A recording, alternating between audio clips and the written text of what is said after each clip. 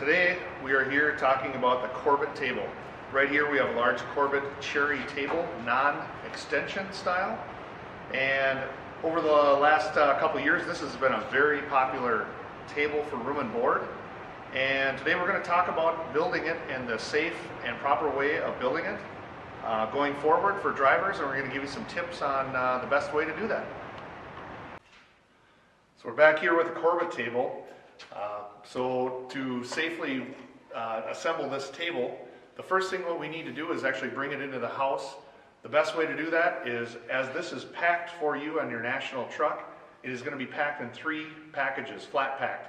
You have the top, which is right here, and then these side legs that are going to be packed separately. So the best way to put this table together is to bring some blankets into the area, an open area in the home. Put those blankets down, put this top down so you don't damage any of the floors or the top. From there, then we're going to start building it.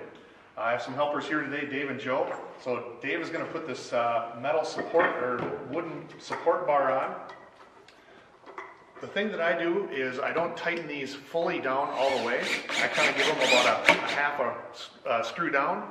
Kind of gives you a little play to get all the bolts situated.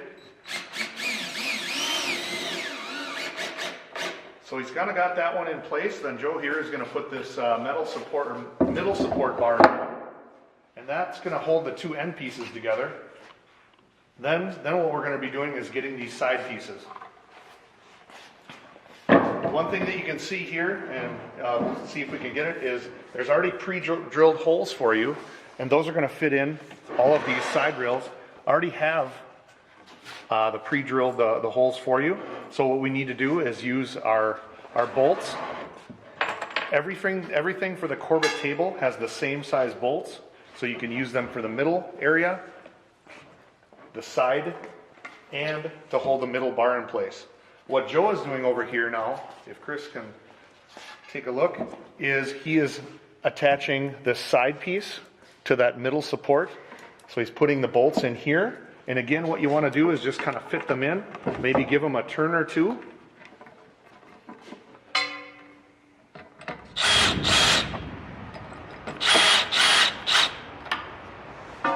And if he was here by himself, he'd probably go to that other side and do the same thing, and Dave is going to do that on the other side also.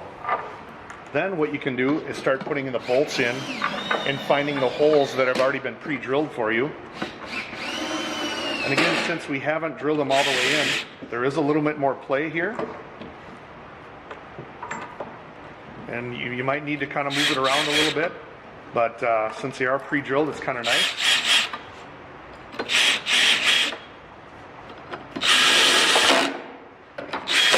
So what Joe then can go back and do now, kind of hammer those down. He can then hammer the end ones in, and then he can kind of get that middle part also.